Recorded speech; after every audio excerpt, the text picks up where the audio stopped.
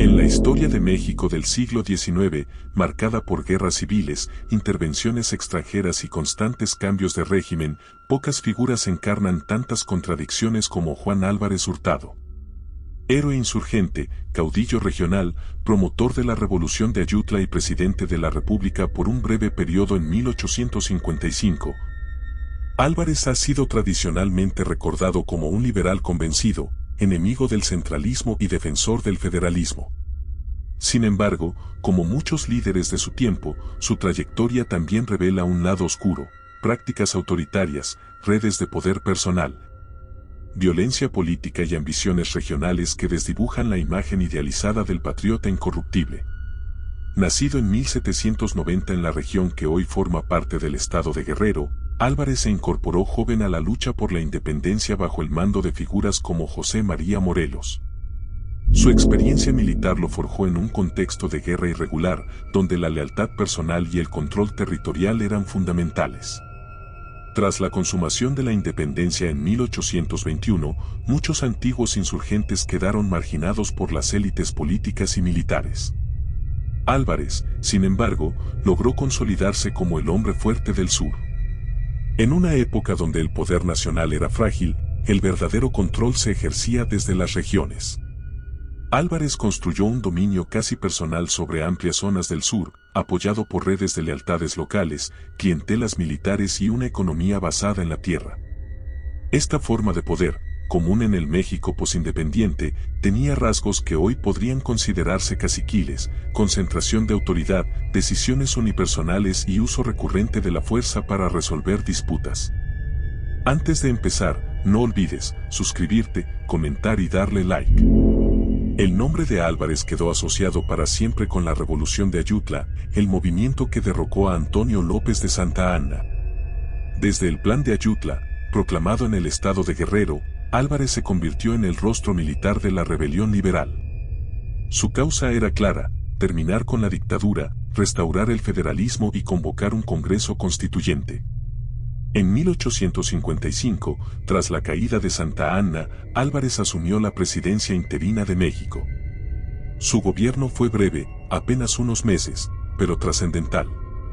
Convocó al Congreso que redactaría la Constitución de 1857 y dio entrada a figuras clave del liberalismo como Benito Juárez y Melchor Ocampo. Sin embargo, incluso en este momento de triunfo, emergen claroscuros.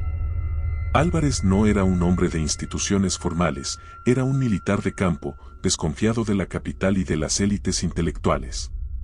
Su presidencia mostró tensiones entre el ideal liberal y su estilo personalista de mando. Algunos contemporáneos lo veían como un caudillo rústico que trasladaba a la política nacional las prácticas de mando regional. Uno de los aspectos menos celebrados de Álvarez es el uso sistemático de la violencia como herramienta política. Durante décadas, el sur de México vivió bajo constantes enfrentamientos entre facciones liberales y conservadoras. Álvarez no dudó en reprimir con dureza a sus enemigos locales, consolidando su hegemonía a través de campañas militares y castigos ejemplares. Si bien la violencia era una constante en el México del siglo XIX, el liderazgo de Álvarez no estuvo exento de abusos. La justicia en su territorio muchas veces dependía de su voluntad y la de sus generales. Las estructuras institucionales eran débiles y el orden se mantenía más por la fuerza que por la ley. Además, su poder regional tenía un componente económico. El control de tierras, recursos y rutas comerciales fortalecía su posición. Como muchos caudillos, mezclaba funciones militares, políticas y económicas, generando una red de intereses personales que complicaba la separación entre el bien público y el beneficio privado. Paradójicamente, el mismo hombre que abrió la puerta a la reforma liberal también desconfiaba del centralismo ilustrado de algunos de sus compañeros. Su relación con Benito Juárez, por ejemplo, fue ambivalente. Aunque compartían la causa liberal, representaban estilos distintos. Juárez era el abogado institucional, Álvarez, el guerrero regional. Tras renunciar a la presidencia en diciembre de 1855, Álvarez regresó a su bastión en el sur. Esta retirada puede interpretarse como un acto de humildad o como una señal de sus límites. No se sentía cómodo en la política nacional ni en la negociación parlamentaria. Su poder era más sólido en el ámbito militar y territorial que en el institucional. El debate sobre Juan Álvarez Hurtado obliga a cuestionar las categorías simples. Fue un actor fundamental en la caída de la dictadura de Santa Anna y en el inicio del periodo de la Reforma. Sin su liderazgo militar, difícilmente se habría concretado el Plan de Ayutla. Pero también fue un hombre de su tiempo, un caudillo forjado en la guerra, habituado al mando vertical y a la lógica de la fuerza. Su lado oscuro no lo convierte necesariamente en villano, pero sí revela las contradicciones del liberalismo mexicano temprano. La defensa de la libertad coexistía con prácticas autoritarias, la lucha contra la tiranía podía apoyarse en estructuras de poder personal, el federalismo se construía desde dominios regionales casi independientes. Álvarez murió en 1867, el mismo año en que se restauró la República tras la caída del Segundo Imperio. Para entonces, el país había cambiado profundamente. Las instituciones liberales avanzaban, pero el caudillismo no había desaparecido. De algún modo, figuras posteriores como Porfirio Díaz heredarían tanto el discurso liberal como las prácticas de control regional que Álvarez ayudó a consolidar.